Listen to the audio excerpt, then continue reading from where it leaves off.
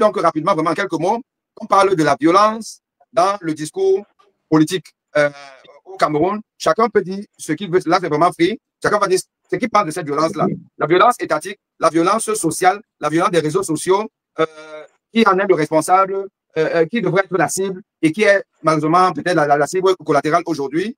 Et aussi, celui qui voudra dire quelque chose sur ce qu'on a appris aujourd'hui, je pense que c'est confirmé que Issa Chiroma a démissionné. Bon, la démission d'Issa Chiroma, comment est-ce qu'elle peut influencer le jeu politique de demain par rapport aux élections présidentielles? Donc vraiment, là, c'est free, mais j'aimerais peut-être donner la parole en premier à David, parce que je pense qu'il a beaucoup à dire là-dessus, et chacun de vous prendra donc la parole. Si on peut être succinct pour qu'on achève dans un maximum de 20 minutes, ce serait pas mal. Merci beaucoup. C'est un sujet vaste que je vais peut-être scinder en choisissant une chronologie qui est peut-être mienne et un espace circonscrit au niveau de l'espace socio-numérique, peut-être. Mais peut-être pour commencer à dire que la violence est devenue quelque chose de banal et de régulière, hein, de fréquente dans notre pays. Chaque Camerounais qui vit au Cameroun vit dans un environnement de violence en réalité. La violence est devenue en réalité un compagnon quotidien du Camerounais. Parce que vivre dans ce pays demande de la résilience. Et être résilient dans ce pays en appelle à surpasser des types de violences qu'on vous impose. Hein. Vous partez de chez vous le matin, vous êtes frustré parce qu'il y a une violence déjà familiale. Vous n'arrivez pas à positionner votre petit frère. Peut-être vous avez déjà une position sociale, mais le fait que les parents voient que voilà, les petits frères, les cadets sociaux n'arrivent pas à être intégrés, ils exercent sur vous une forme de violence pour vous amener à vous battre pour les cadets sociaux. Voyez-vous, ça c'est une forme de violence. Pour ceux qui, comme nous, sont mariés, il faut trouver absolument de quoi satisfaire la famille, dans les enfants et tout. Il y a des violences, une forme de violence conjugale. Hein. Il y a des jours où votre épouse ne vous adresse même pas la parole parce que, bon, voilà, elle estime que vous devez faire mieux par rapport à ce qu'elle voit ailleurs et tout. Elle ne tient pas toujours compte de ce qu'il y a des contingences sociales et économiques. Et donc, dans la société, dans nos milieux socio-professionnels, là-bas encore, c'est des frustrations, des violences professionnelles. Vous avez un niveau conséquent, Jimmy Yap sait de quoi je parle, vous êtes quelqu'un qui jouit quand même d'un rayonnement scientifique international, et vous voyez, voilà, appliquer une violence qui ne dit pas son nom. Ceux qui connaissent, le mot étant haïssable, la dernière actualité à l'université de Yaoundé 1, savent ce que je subis avec quelqu'un comme Jacques Famandongo, hein, qui estime que parce que je suis ressortissant de chez lui, de la même région que lui, dans le sud, voilà, je devrais faire allégeance au président de la République, je devrais chanter les louanges du RDPC, des choses comme ça. Et donc, il exerce systématiquement sur ma personne une violence terrible. Je dis bien terrible. Et c'est terrible ce que je vis. Et donc, il y a plusieurs types de violences comme ça qui nous frappent déjà. Et donc, mais la forme de violence sur laquelle je voudrais davantage m'attarder, c'est cette violence politique qui est encastrée dans l'espace socio-numérique qui, moi, m'a dégoûté il y a déjà quelques temps et que je dénonce et que je combats de la plus véhémente des manières. Il y a cela. En 2018, nous avons tous été, hein, tous été, c'est-à-dire mes compagnons politiques, militants et moi, nous avons témoigné beaucoup d'affection, beaucoup de sympathie politique pour le professeur Maurice Kamto. Professeur Maurice Kamto, vous comprendrez où je veux en venir.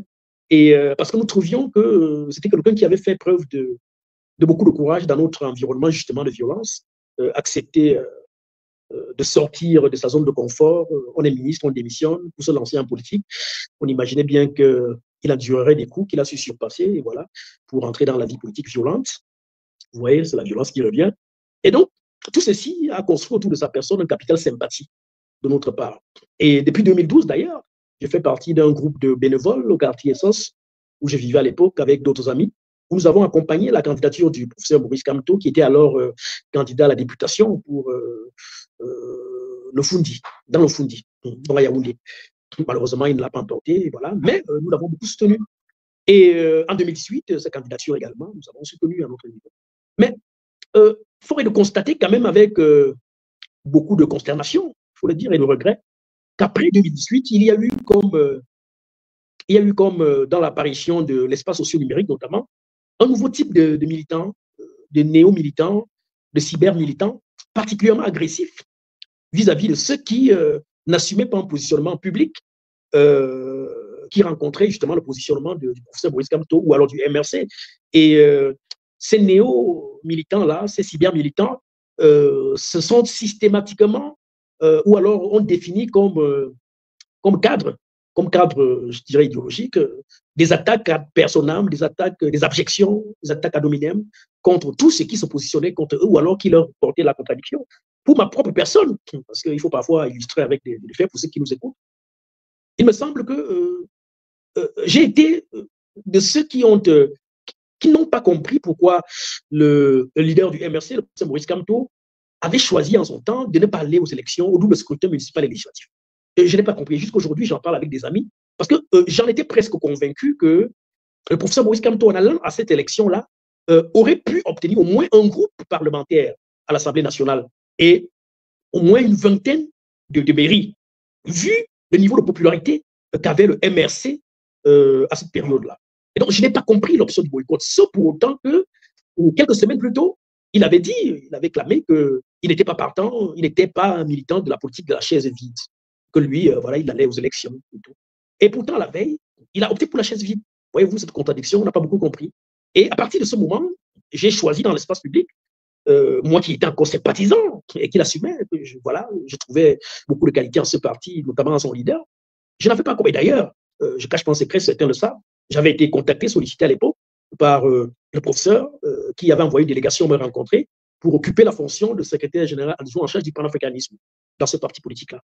Dieu merci, à l'époque, j'avais encore beaucoup de charges au niveau de la société civile et donc j'avais demandé d'attente et aujourd'hui, j'ai béni presque le ciel d'avoir refusé cette offre-là. Parce que, quelque temps après, alors que j'avais été interrogé publiquement pour essayer de comprendre pourquoi ce volte-face du MRC, alors chronologiquement, c'est depuis ce jour-là jusqu'à date que je n'ai jamais autant été lapidé.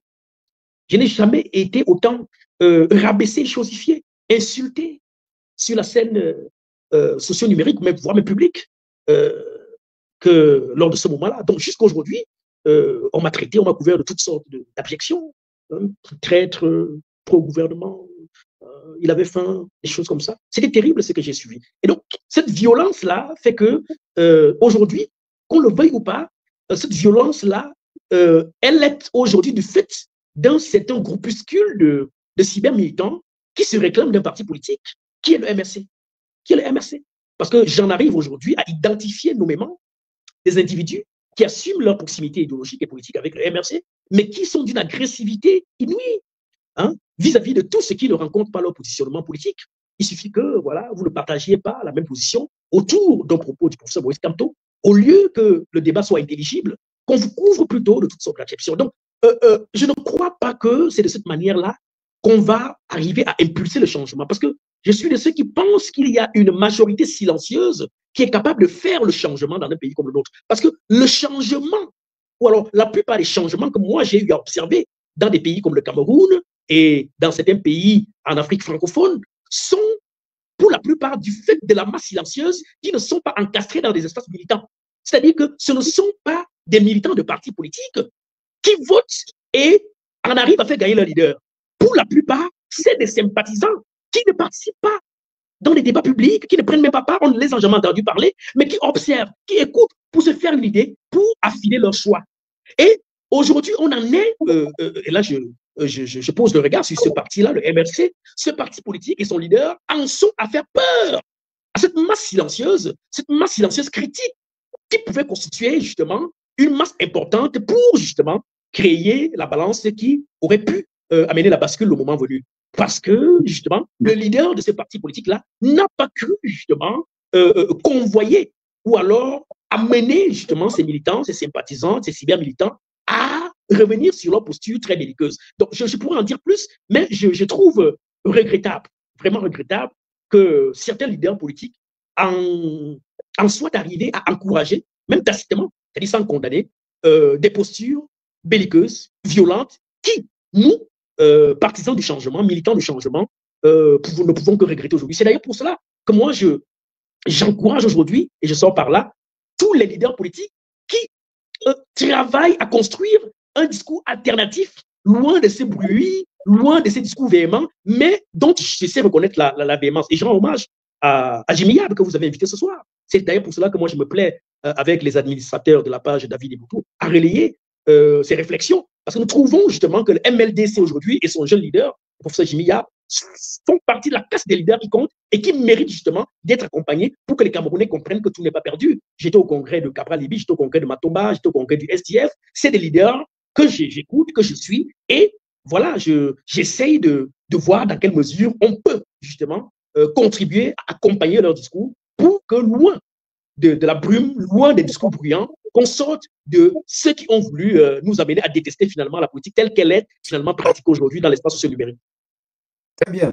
S'il te plaît, j'ai quand même, parce que c'est intéressant ce que tu dis, je vais te poser une ou deux questions et des réponses courtes pour laisser la possibilité aux autres d'intervenir sur cette question-là. Question courte. Est-ce que tu penses, David, que le directoire du MRC, puisque tu as indexé ce parti, le directoire du MRC ne fait rien ou fait très peu pour justement détacher le parti de cette cyber-violence que tu constates et que beaucoup constatent et dont beaucoup aujourd'hui se désolidarisent. Est-ce que tu penses que un peu fait justement pour que ces velléités violentes s'atténuent? D'un.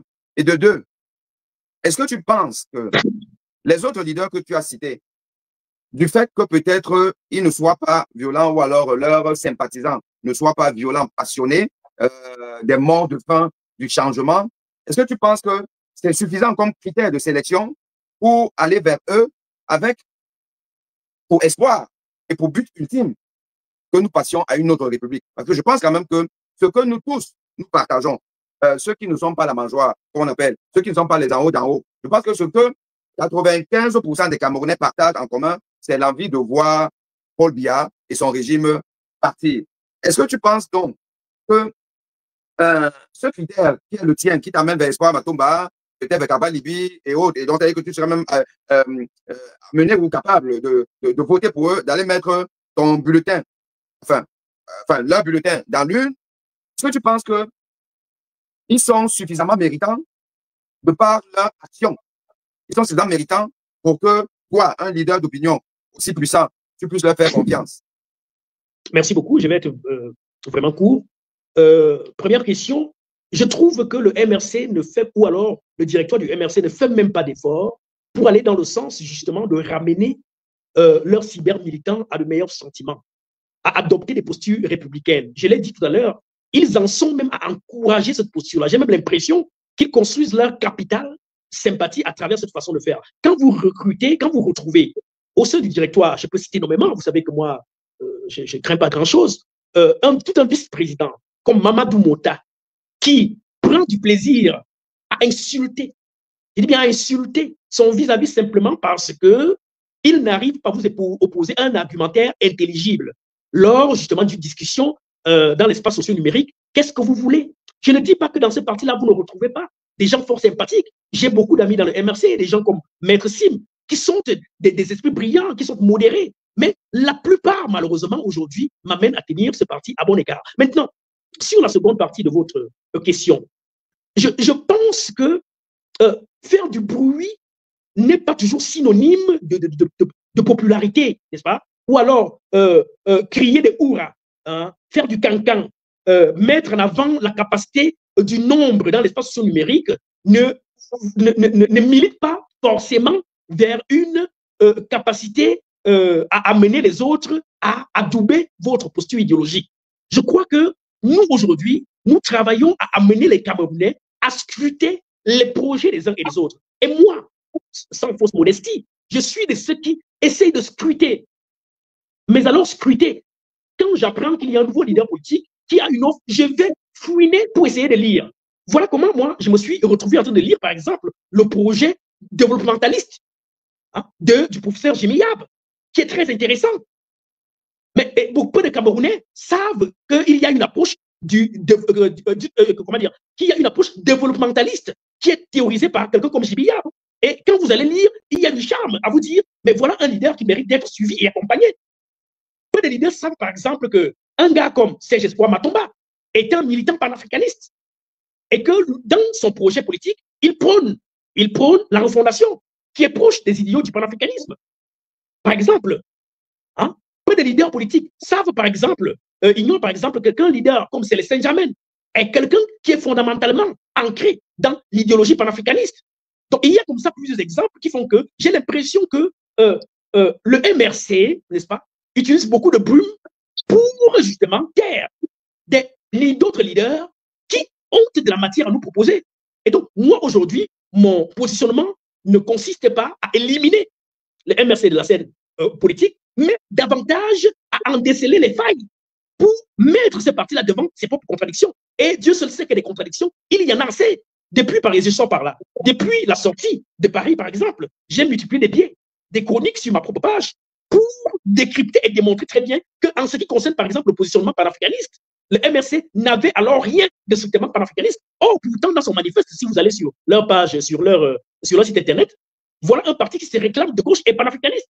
Mais je démontre systématiquement, point par point, que le MRC n'est en rien un parti panafricaniste. Et moi, j'attends que l'on débatte sur ces questions-là. Mais chaque fois que j'ai voulu embrayer sur ces problématiques-là, où j'attends un débat intelligible, on m'a conduit sur le débat des objections, des attaques ad personam. Et alors là, vous savez très bien qu'il y a deux réactions. Quand on vous ramène sous les débats en dessous de la ceinture, alors soit vous réagissez avec la même violence, ou alors vous vous braquez. Donc voilà ce qui se passe avec ces gens-là. Et malheureusement, cela dure aujourd'hui. Et le MRC s'est finalement retrouvé à faire peur plus qu'il ne rassure.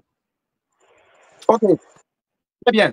Très bien. On a compris ton positionnement. Dans le second tour de questions, j'aurais quelques questions à vous poser, Dr David Eboutou. Alors, professeur Yab, you have the floor. Qu'est-ce que tu penses de cette problématique? Moi, je voudrais déjà condamner toute violence qui est faite surtout sur les intellectuels comme David. Hein. C'est-à-dire, moi, j'ai dit que on est surtout dans la jeunesse. Une violence qui est dirigée contre la jeunesse, elle me cœure énormément.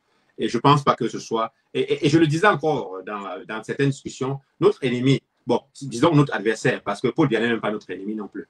Notre adversaire, c'est le RDPC. C'est le RDPC qui a frustré toute la population camerounaise. Je dis toute la population, y compris les militants du RDPC. Je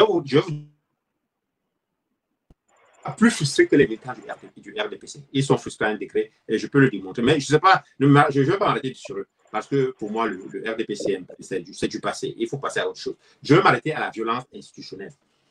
Et c'est cette violence institutionnelle qui est la conséquence des frustrations des populations et des frustrations même qui vont au niveau des partis.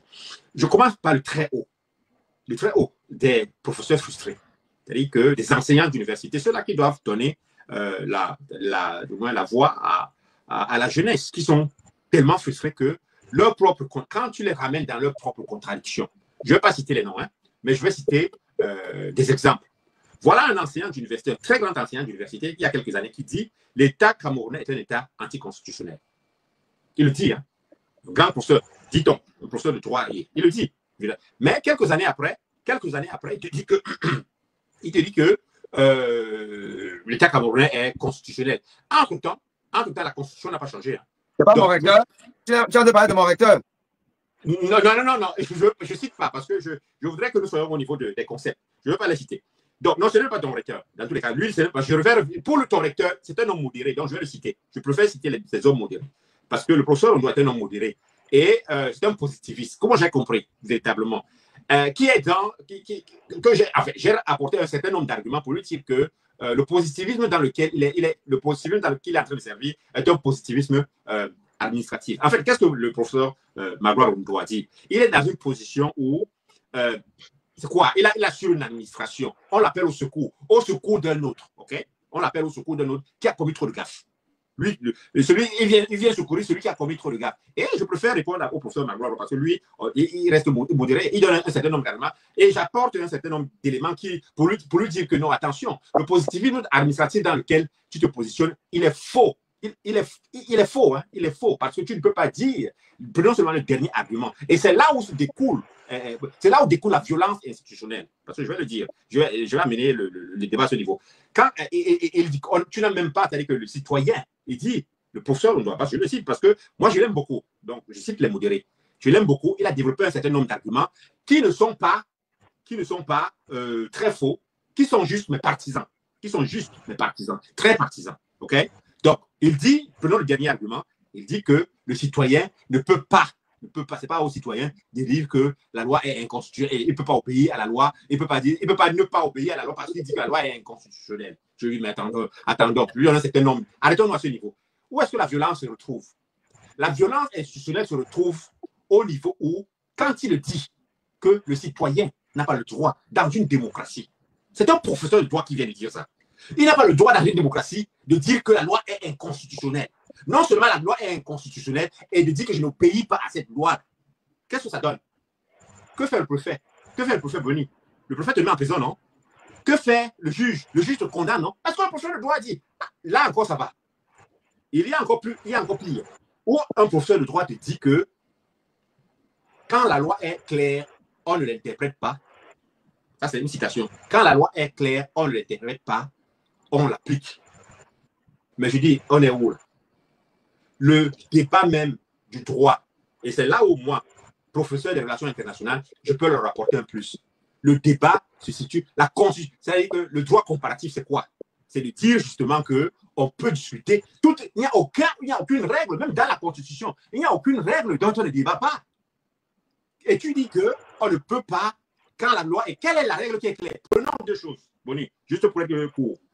La Constitution dit, toutes les constitutions, prenons les règles supérieures de la Constitution, parce que c'est à ce niveau comment je peux me situer. Je ne me situe pas au détail des règles de la loi, aux règles supérieures qui sont, par exemple, la souveraineté populaire, ou alors l'égalité des peuples, ou alors l'égalité des individus. La Constitution dit, les grandes constitutions disent, nous naissons égaux, tous égaux. C'est ça la Constitution, non?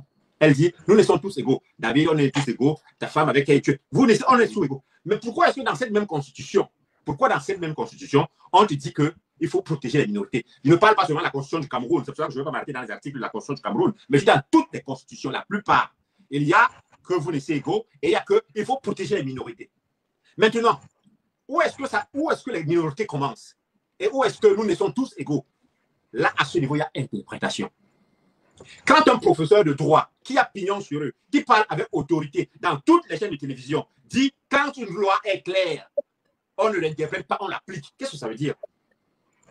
La violence. Jimmy, oui. Non, honnêtement, hein, oui. Je pense que là, on n'est pas dans un débat vraiment polémique. Donc, ne te gêne pas à parler de la personne, parce que n'oublie pas que les auditeurs doivent être au même niveau que toi. Donc, comprends de qui tu parles. Le professeur, je disais que j'aime si cité le professeur Ondoa. Maintenant, revenons sur le professeur Mathias Onangini. C'est de lui dont je parle, qui a beaucoup de contradictions dans tout ce qu'il dit. La plupart du temps, c'est lui qui a dit que l'État camerounais était un État inconstitutionnel il y a quelques années. Il a dit, mais entre-temps, j'ai constaté que le Cameroun n'a pas eu une nouvelle constitution pour devenir constitutionnel.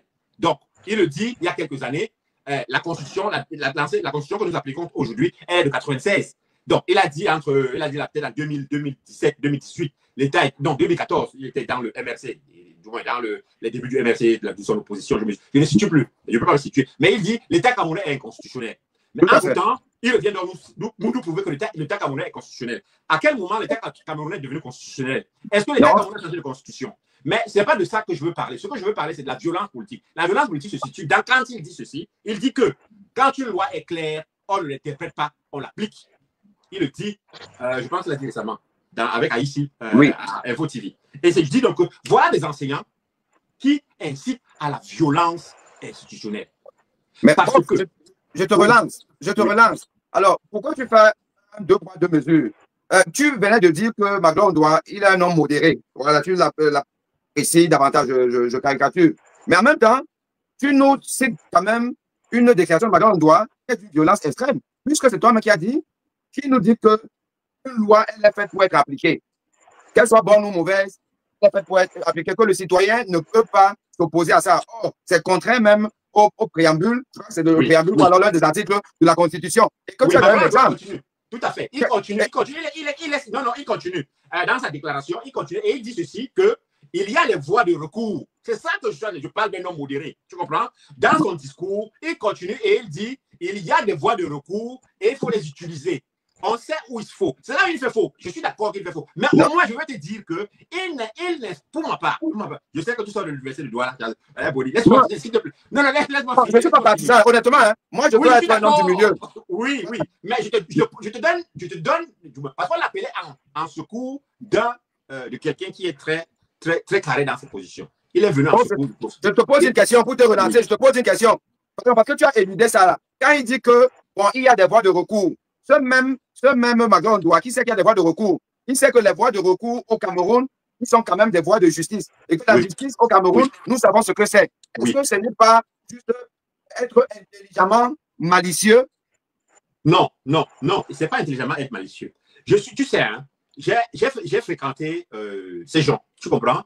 Et il y a des personnes qui sont honnêtement intellectuelles. Tu comprends?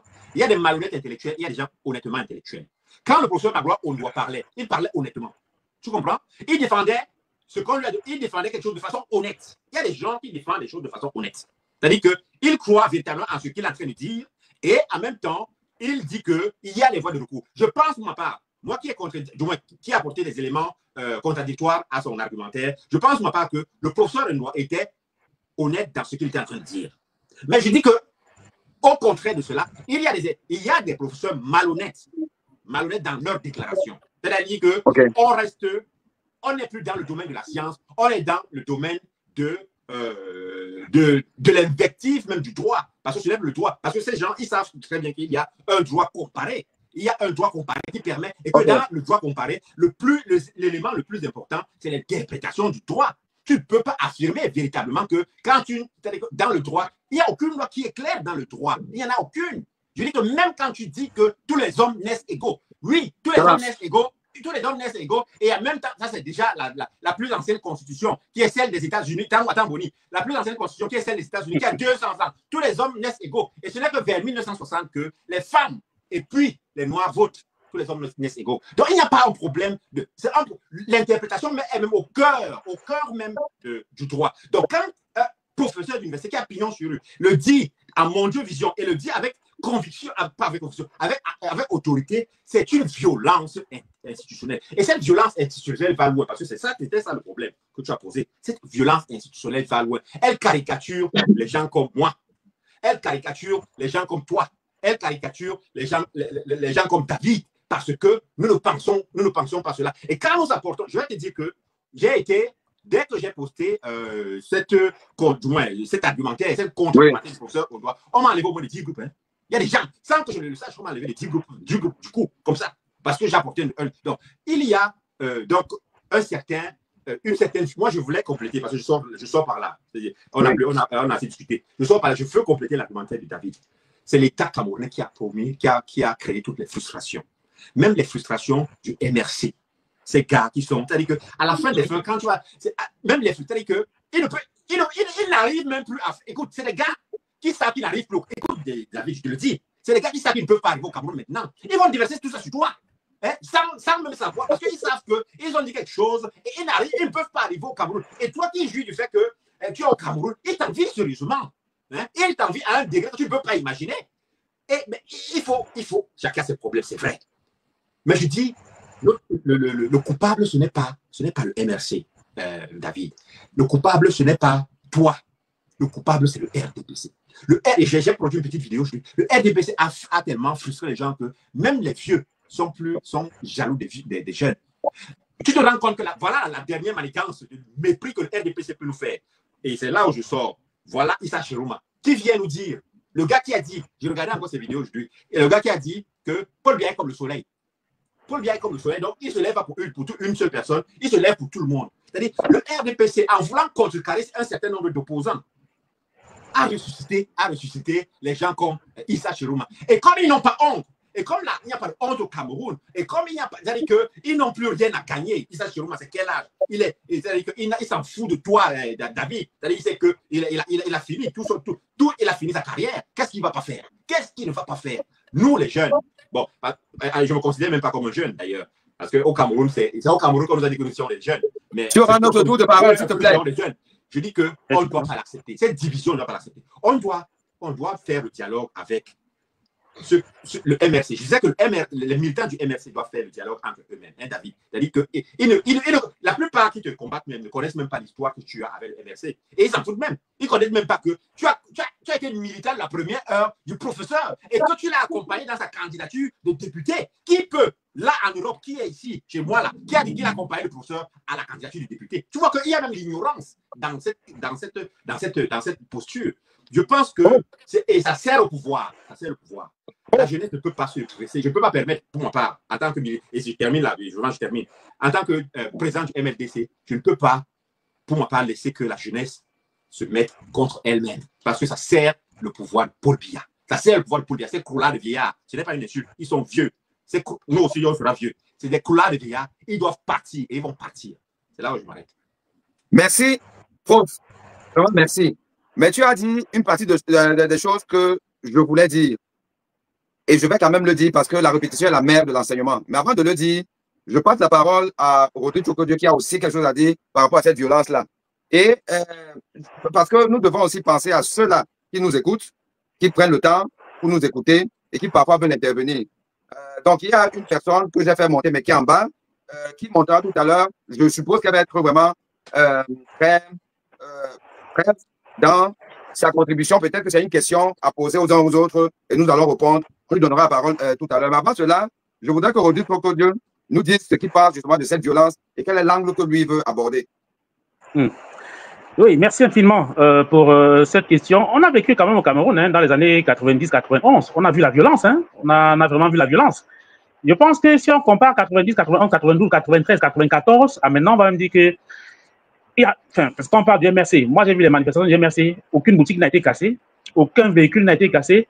Même l'accueil du professeur Maurice Kamto de l'autre jour, les mamans vendaient les prunes. Ça, c'était impossible avant. Lorsque les partis ont parlé d'un parti violent, vraiment, je me demande si on peut comparer ça à ce qu'on a vu dans les années 90, 91, 92. Donc, en termes de partis violents, il y a un discours qui est développé pour dire les partis sont violents, tel parti est violent.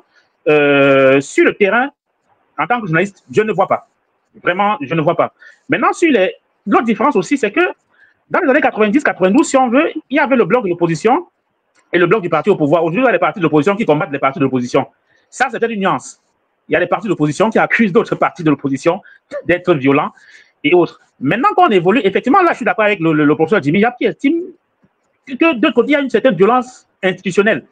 De toutes les façons, pour faire court, de toutes les façons, la violence ne commence à être ressentie que lorsque les mécanismes de régulation, de contrôle ont échoué. Parce qu'on voit même que toutes les sociétés sont violentes. Même aux États-Unis, on a vu avec les partisans de Donald Trump. Même en France, on voit. Mais sauf qu'après la violence, on voit très bien comment les mécanismes étatiques, les mécanismes institutionnels de contrôle de cette violence-là se mettent en branle. Ici, il y a des télévisions au Cameroun, qui peuvent se mettre, ouvrir un débat, insulter des leaders qui ne sont pas sanctionnés par le CNC. Nous, en tant que journalistes, quand on voit ça, on est ahuris. On dit, mais une télévision, mais quand vous insultez le leader qui convient peut-être à un camp, là, on peut vous laisser. Des télévisions, donc là, je ne sais pas, en ce moment, on va dire qu'il c'est le qui est violent. Vous avez des télévisions qui ouvrent, qui insultent Kamto, qui insultent ses militants. Du matin au soir, il n'y a aucun problème. Donc, c'est à ce moment-là qu'il y a un problème. Les mécanismes de contrôle, les mécanismes de régulation semblent ne pas fonctionner. Aussi bien sur cette télévision-là que même sur Internet. Qu'on aille sur Internet, donc, là, on a parlé, ils ont mis sur pied la commission de contrôle des propos haineux dans les médias, de lutte contre le tribalisme et autres, qui n'a jamais arrêté personne. Pourtant, les propos haineux pilulent sur les médias, pilulent sur les réseaux sociaux, en tout cas. Donc, si cette commission-là se met véritablement au travail, peut-être vous verrez qu'il y aura peut-être, je dis, que peut-être je ne connais pas où est-ce que les uns et les autres sont encartés, il y a des faux profils. Peut-être si on le traque bien, les gens seraient même peut-être surpris de voir que certains faux profils ne viennent pas forcément du MRC. Je dis pas qu'il dépend. Parce que c'est de moi, mais pourquoi est-ce qu'une commission pareille? Pourquoi est-ce que les institutionnels qui sont là, mais ne traquent pas ces profils qui sont là sur les réseaux sociaux? Et si ces profils sont pas au Cameroun, bon, qu'on fait? Si ces profils sont au Cameroun, bon, vous avez des gens au Cameroun de manière ouverte, qui se lèvent avec le nom de M. Kamto le matin, ensuite à midi, des gens qui disent clairement leurs intentions et on ne les poursuit pas. Donc, la violence n'est remarquée que lorsque les mécanismes institutionnels, étatiques, les mécanismes gouvernementaux, censés réguler, censés contrôler, cette violence ne fonctionne plus. Maintenant, il faut donc se poser la question, pourquoi elle ne fonctionne pas? Pourquoi ça ne fonctionne pas? Est-ce que c'est dans la violence institutionnelle? C'est là où certains commencent à parler de violence institutionnelle, de dire que c'est parce que cela plaît à un camp. Donc, à mon sens, en 90, 92, 93, 94, il y avait des casses quand les partis d'opposition manifestaient. Ils avaient même le droit, ces partis-là, de manifester à cette époque. Aujourd'hui, les partis n'ont presque plus le droit de manifester. Et lorsque ces partis réussissent à manifester, il n'y a aucune casse, il n'y a aucune boutique, il n'y a personne, même un téléphone portable qui n'est arraché. Donc, à partir de ce moment, je ne peux pas dire que les partis-là soient les partis violents. Maintenant, il y a des partis d'opposition qui se combattent entre eux, qui s'invectivent entre eux. Et maintenant, également, effectivement, il y a des mécanismes de contrôle de la violence sur les réseaux sociaux, les propos haineux dans les médias, qui ne fonctionnent pas. Pourquoi ça ne fonctionne pas? Pourquoi est-ce que l'État laisse faire? Donc, on peut se poser ces questions-là pour savoir à qui profite cette violence. Maintenant, sur le cas Issa Chiroma Bakary, on va procéder par un raisonnement, par des questionnements. D'accord, monsieur Issa Chiroma Bakary, il part. Est-ce qu'il part pour être candidat lui-même? Est-ce qu'il part du RDPC, enfin pas du RDPC, est-ce qu'il quitte l'alliance avec le RDPC pour être candidat lui-même? Est-ce qu'il quitte pour être candidat avec un autre parti de l'opposition? Est-ce qu'il quitte parce qu'il sait que le président Paul Biya ne sera pas candidat? Parce qu'eux, ils ont toujours dit, hein, Issa Chiroma Bakary et Belbo Maïgari, eux, ils ont toujours dit qu'ils n'ont pas d'alliance avec le RDPC. Eux, ils disent qu'ils ont une alliance avec le président Paul Biya. Et que tant que le président Paul Biya est là, eux, ils le soutiennent. Mais tant que Paul Biya n'est pas là, eux, ils ne le soutiennent plus. Donc, est-ce que cette façon de partir-là veut dire qu'ils sont certains que le président Paul Biya ne sera pas là? Donc, en tant que journaliste, on se pose juste des questions pour essayer de voir. Maintenant, c'est son choix à lui. Je pense que c'est un monsieur qui a un pédigré qu'on connaît. Il a plusieurs fois changé de discours. Maintenant, on dit c'est Docteur Toulibrou. Donc, il va poser les actes et on va voir. Et on va apprécier. J'ai essayé d'écouter les uns les autres dans d'autres médias. Les gens sont assez, je dirais pas sceptiques, mais les gens sont assez dubitatifs. Parce qu'ils connaissent très bien le personnage. Hein. Issa Chiroma Bakary, c'est beaucoup de volte-face, c'est beaucoup de retournements de veste. Donc, les gens attendent de voir où est-ce qu'il va aller. Est-ce qu'il va aller pour émietter les voix de l'opposition dans le Nord? Est-ce que c'est pour mieux dealer avec le RDPC désormais, la nouvelle figure du RDPC qui sera là pour mieux dealer? Est-ce que c'est pour rejoindre un bloc de l'opposition qui sera en train de se former? Il y a donc ces questions-là qui sont soulevées. Très bien. Très bien. Rodrigue, s'il vous plaît, soyez encore patient. Restons encore là quelques minutes. Chacun aura un dernier tour de parole et pourra dérouler. Parce que je voudrais qu'on sorte de cette émission avec une bonne nouvelle. Et j'entrevois une bonne nouvelle. Et je pense que c'est même finalement la partie la plus intéressante de notre longue émission.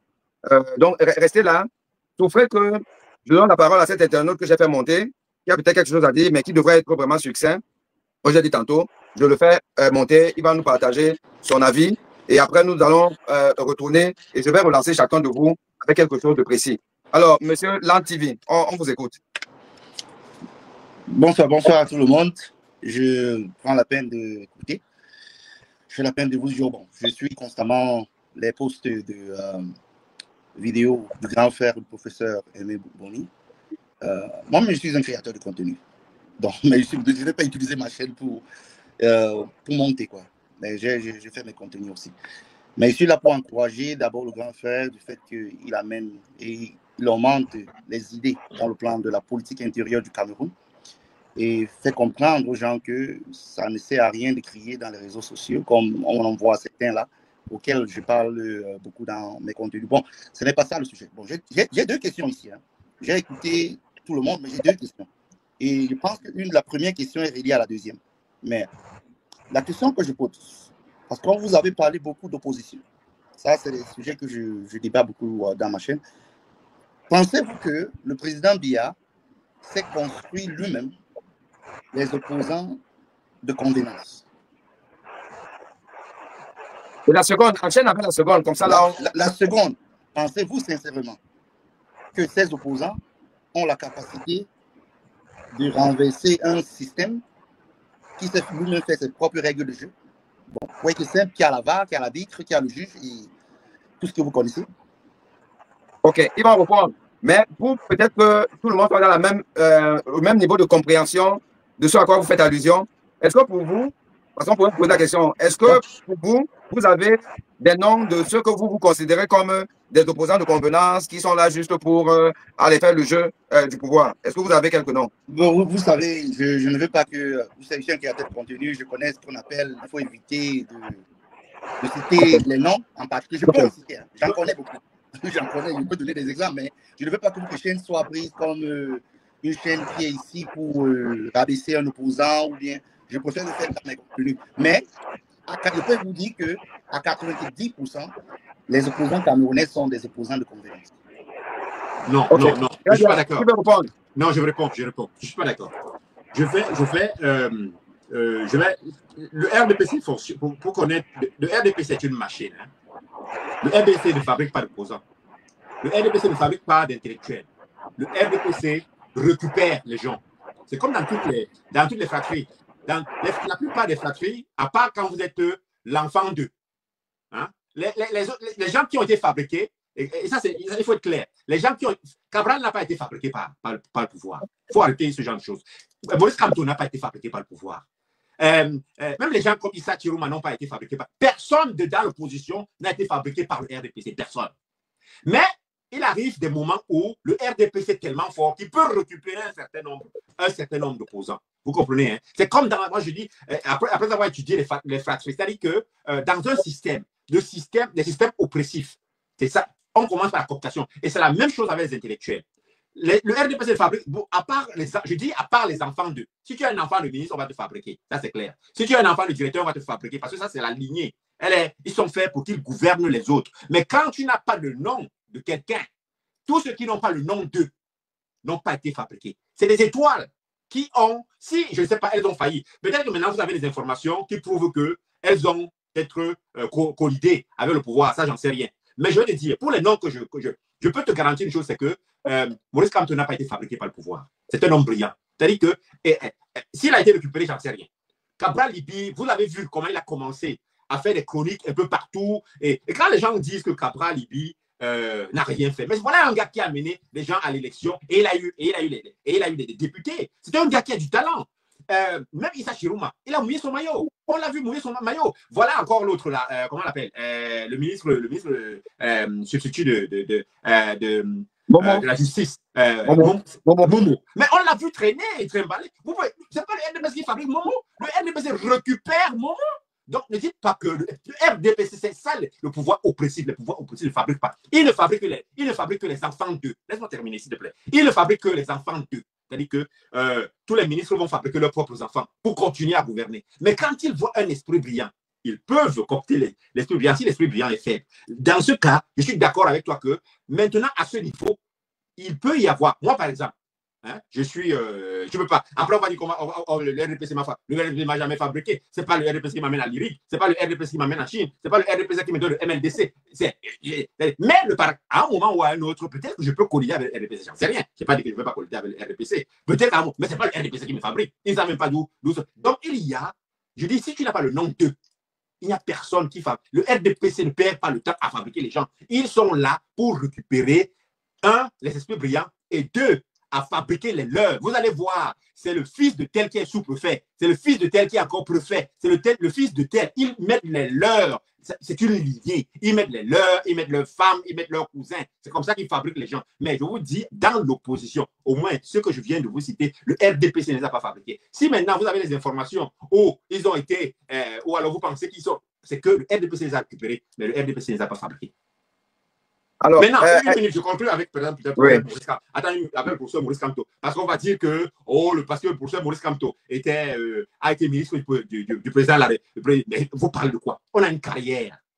On a une carrière. C'est-à-dire que votre carrière peut vous amener n'importe où. Mais à un moment, vous prenez votre propre décision. Si Maurice Kamto a été recruté dans l'équipe, je ne sais pas quoi, de Paul Biya, c'est parce que Paul Biya pensait qu'il était un gars brillant. Hein? Maintenant, à un moment, il a dit qu'il part de là. Donc, vous ne pouvez pas dire que c'est c'est ce que j'entends tout le temps. C'est le RDPC qui a permis que Maurice Kamto soit ministre. Mais ça, c'est des conneries. Il l'a recruté parce que c'était un gars brillant. Et c'est pour ça qu'ils l'ont mis. Et puis, je vais te dire, le RDPC a recruté beaucoup de personnes brillantes. Et d'ailleurs, la plupart, le professeur Mathias Onangine, il était dans je ne sais pas quoi. Vous savez, c'était un esprit brillant. Le RDPC recrute toujours. Bon, encore que lui, il est fils de. Donc, ils n'ont récupéré que le leur. Dans tous les cas. Donc, je vais te dire que peut-être que tu as les informations, comme tu es journaliste créateur de contenu, mais la plupart des opposants qui n'ont pas le nom d'eux n'ont pas été fabriqués par le RDPC. Ok, très bien. Rodrigue, quel est ton avis?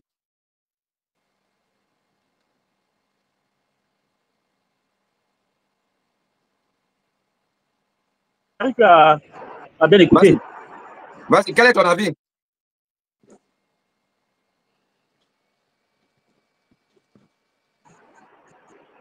Rodrigue, quel est ton avis?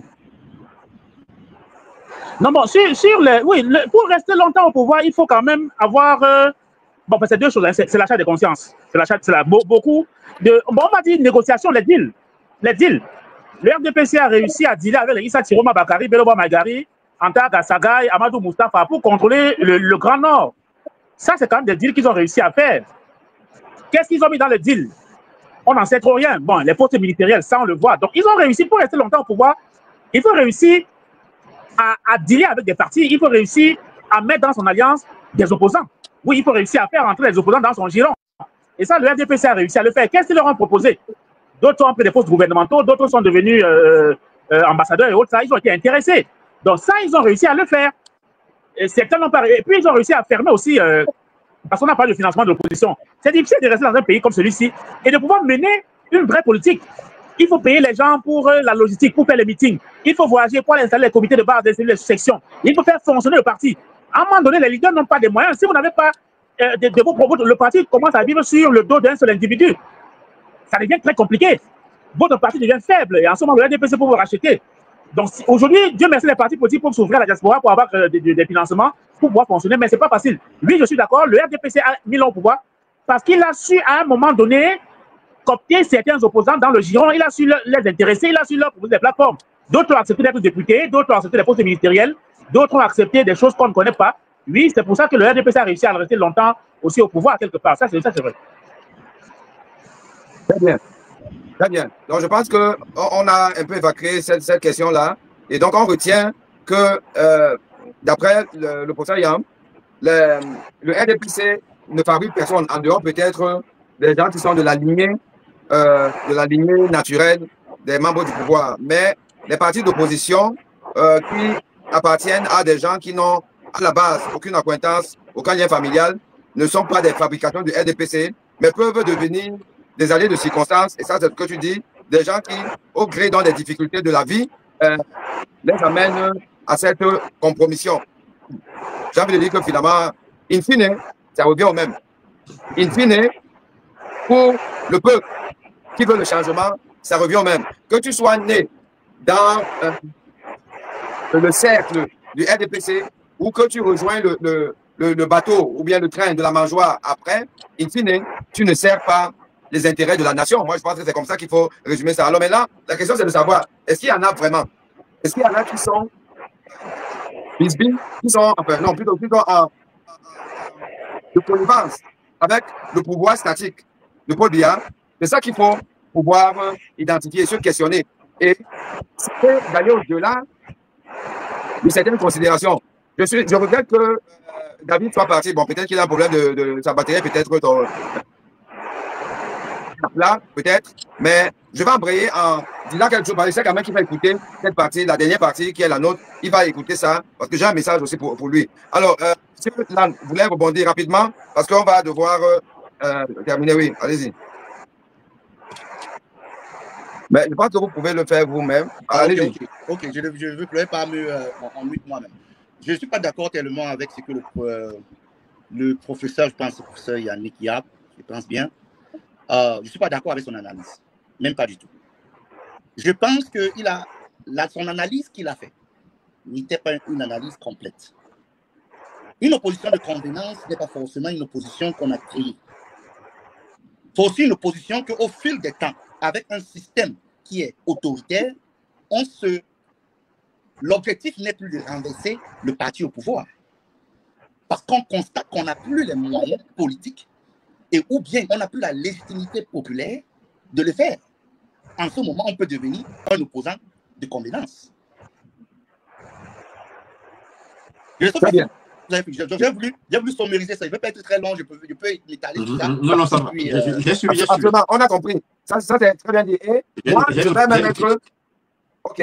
Moi, je vais même être un peu d'accord avec cette approche. Et je vais développer. Et je dis encore que c'est regrettable que David soit parti. Parce que je comprends la douleur de David. Et d'ailleurs, pour ça, tu l'as évoqué tout à l'heure, c'est-à-dire qu'on a un peuple qui est tellement frustré, qui est tellement impatient, qui devient nerveux, colérique, et qui ne contrôle même plus ses émotions au point de taper sur la mauvaise cible. Et que je pense que le docteur David Eboutou, tout comme moi-même, et peut-être d'autres, font partie de ces mauvaises cibles-là sur qui on tape souvent. Parce que quand vous êtes dans un pays où vous semblez être un homme du milieu, vous n'avez pas vraiment de parti pris, et vous pouvez critiquer tout le monde. Le jour où vous critiquez un parti, vous devenez la cible de ce parti. Le jour où vous critiquez d'autres, vous devenez la cible de l'autre. Donc finalement, vous n'êtes nulle part. Nous avons tous connu ça. Mais je pense qu'il ne faudrait pas être comme cet époux ou cette épouse qui quitte son mari ou qui quitte son épouse parce qu'il y a des problèmes pour aller vers le premier venu ou la première venue. Aller épouser un autre partenaire, simplement en réaction à la déception qu'on a eue, parfois on peut faire des mauvais choix. Moi, quand j'entends David nous dire qu'il a vu des bonnes choses dans le programme d'Espoir Matomba, il a vu des bonnes choses dans le programme de David, de Cabral Libye et tout, moi, je fais par la langue de bois. Et je suis à l'aise sur mon média pour dire les choses telles que je les pense. Je considère que le Cameroun, là où il est, à l'état actuel de la situation de paupérisation, la situation de confiscation de pouvoir du Cameroun par le RDPC, moi, je vais être honnête. Je ne vois pas, en toute bonne foi, je ne vois pas Espoir Matomba en train d'être proclamé président de la République du Cameroun demain. À un moment donné, il faut que nous soyons réalistes. Et moi, je vais appeler David d'être réaliste. Si nous tous, nous avons quand même envie d'une chose, c'est que le RDPC doit le pouvoir demain, très honnêtement, nous avons l'obligation de mettre de l'eau dans son vin, chacun de nous. Chacun de nous, le MFC, Maurice Kamto, les sympathisants, les fanatiques, tout le monde, le PCN, tout le monde a l'obligation de mettre l'eau dans son vin. Et se dire que, honnêtement, seul, je ne peux pas. Nous devons le faire ensemble. Je ne dis pas qu'il faut avoir un candidat unique, mais nous devons être solidaires. Mais quand nous voyons qu'aucune question, qu'elle soit celle de tel ou tel, il n'y a pas une solidarité. Chacun est dans son camp. Chacun souhaite même que l'autre soit en difficulté. On ne peut pas arriver. Et moi, je dis donc que la frustration de David est compréhensible. Elle ne doit pas la brûler. Elle doit se dire que si, au lieu d'essayer de résoudre mon problème avec ceux qui me posent un problème, au lieu d'essayer de résoudre ça, je prends des attitudes qui vont amener plutôt le pouvoir à rester ensemble. Il y aura toujours des coupures d'électricité. Il y aura toujours un manque de connexion. Demain, si il ne fait pas cet effort, donc nous devons faire cet effort. Et je termine en disant que, pour moi, honnêtement, oui, il y a des opposants de convenance. Moi, je suis factuel. Un opposant ne dénonce pas la tricherie du pouvoir qui fait que Paul Biya peut dire devant Hollande que ne dure pas au pouvoir qui veut, mais qui peut. Et on sait par quel mécanisme il dure au pouvoir. Un opposant qui ne dénonce pas ça, pour moi, c'est un opposant de convenance. Et je n'ai pas vu Espoir Matomba qui attend 7 ans. Parce qu'après 2018, on ne l'a pas entendu. On ne sait pas où il était. Et il ressort là maintenant avec plein de trucs, avec des dénonciations minima, alors que la liste électorale nationale, elle n'est pas dénoncée. L'inclusion de l'ONU n'est pas dénoncée. Les choses ne sont pas dénoncées. On ne peut pas dire que voilà quelqu'un qui se sent vraiment capable d'enlever Paul Biya. Cabral Libye, je suis désolé, mon cher Yam, moi je suis un scientifique. Et le scientifique, c'est les faits. On va concrètement faire. Voilà quelqu'un qui nous dit que la liste nationale, allez vous-même dans les bureaux, regardez si votre nom est là-bas. Mais votre nom peut être là-bas. Ça ne veut pas dire que votre nom ne va pas se retrouver ailleurs. Ça ne veut pas dire qu'il y aura des doublons. Donc, quelqu'un qui ne tire pas sur comment on appelle ça là, un pan important de l'apport de potentiel.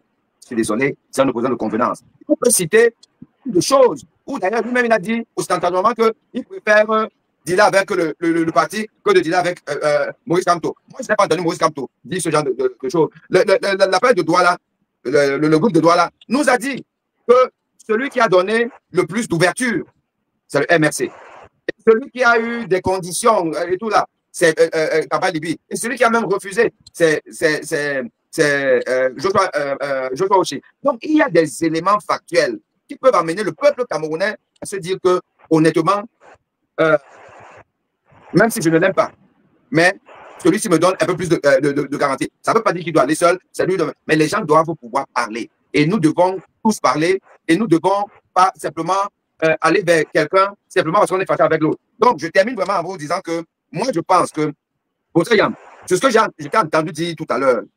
Et tu es un président d'un parti, tu aurais fait comme d'autres partis, mais tu ne tires pas sur un parti qui, quoi qu'on dise, est quand même un parti avec qui il faut compter. Tu ne tires pas, au contraire.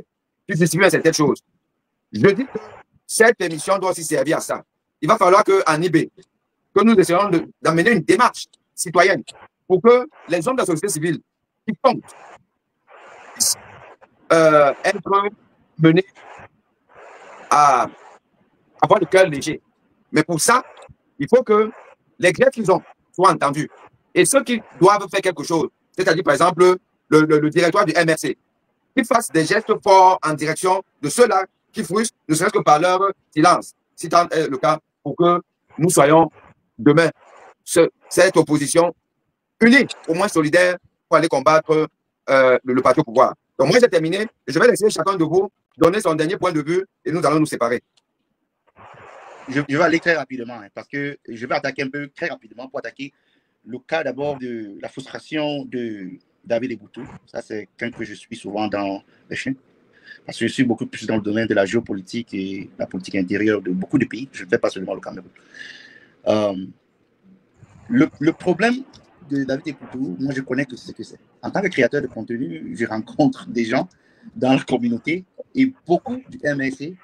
Ils sont très... Certains d'entre eux, il faut que j'utilise des termes, parce que pas que tout le monde dise que j'ai dit la mal. Certains d'entre eux ont l'esprit, ils n'ont pas, manque l'analyse critique, quoi. Ils sont beaucoup plus émotifs. Et dans le domaine de la politique, quelqu'un d'émotif ne part pas loin en politique. Et ils ont beaucoup l'air de, quand tu fais une analyse claire, ils ont tendance de te taguer que soit tu es du régime, soit tu es payé.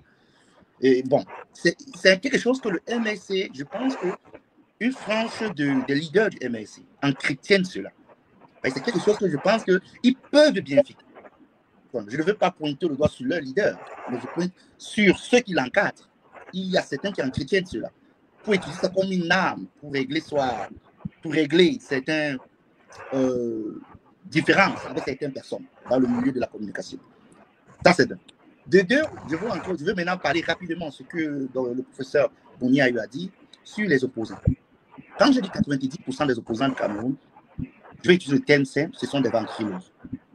Et ce sont les afflarantis. Je le dis pour une raison précise.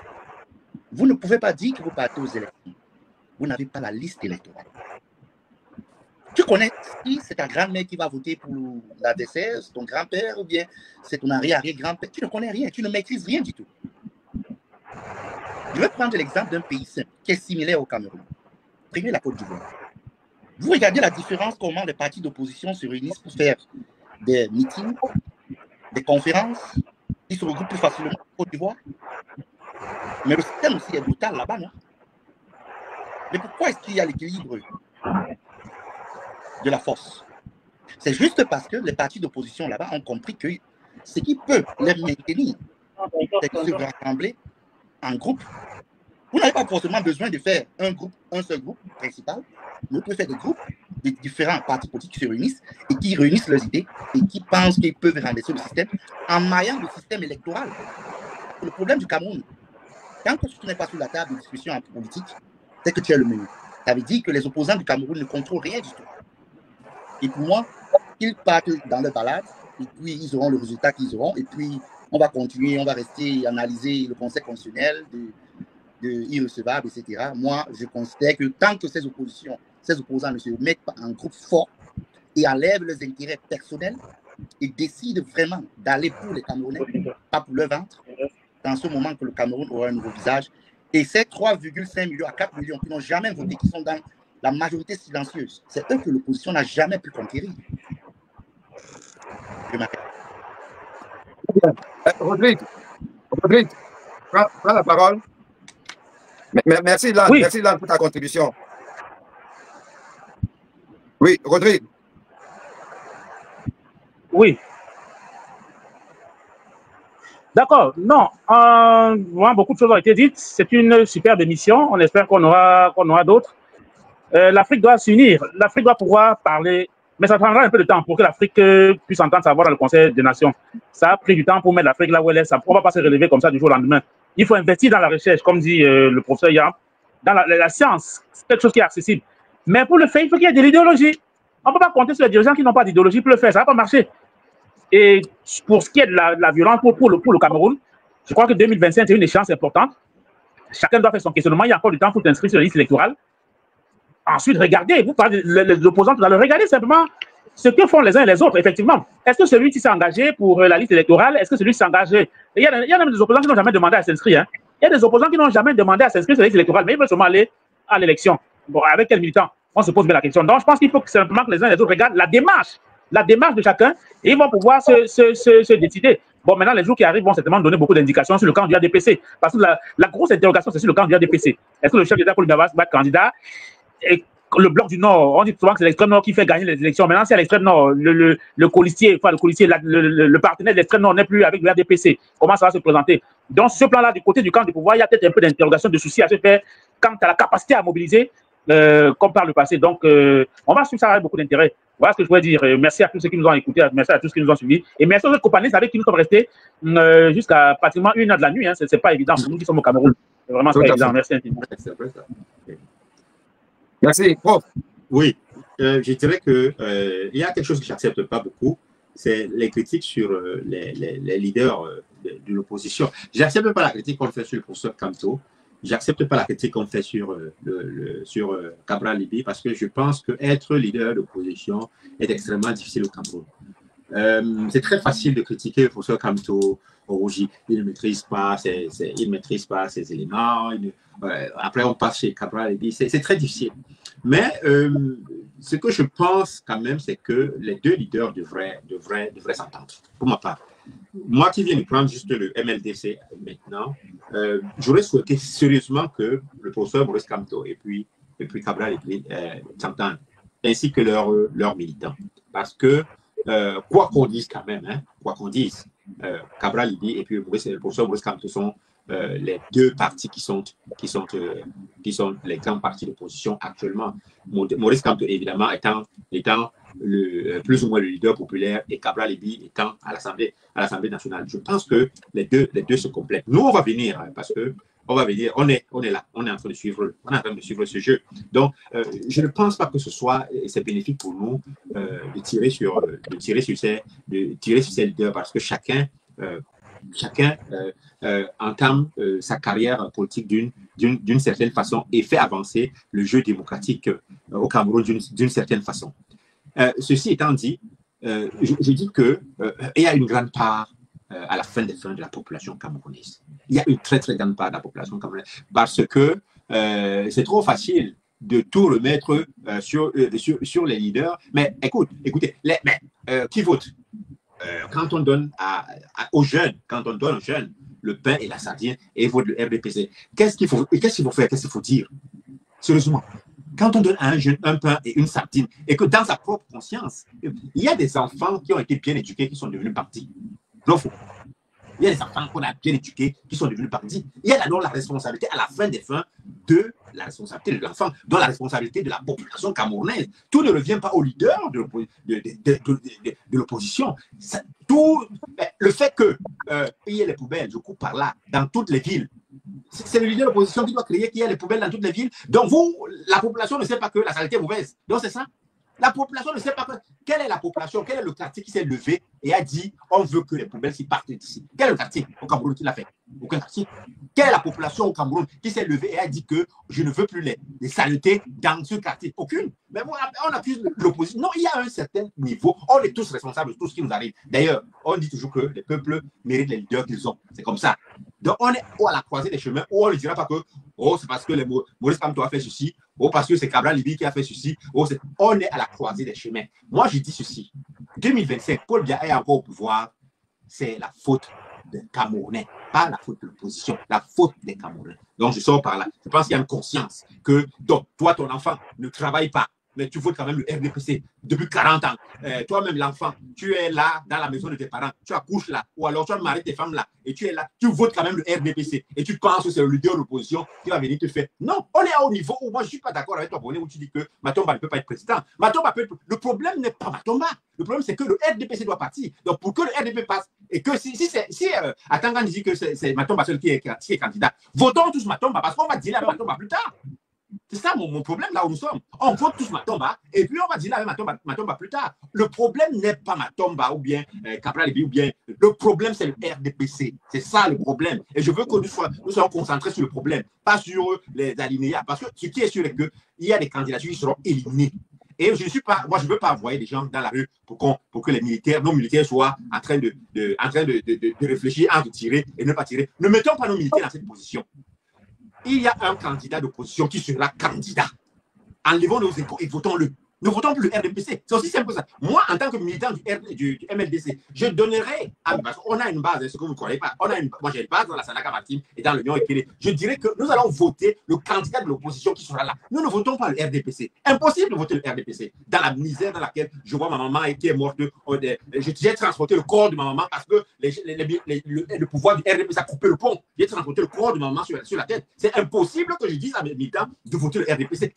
On a des histoires personnelles. Donc, je voterai, moi, c'est mon mot d'ordre, quel que soit le candidat de l'opposition qui sera là, on va dealer avec lui plus tard. Mais on ne peut plus voter le RDPC.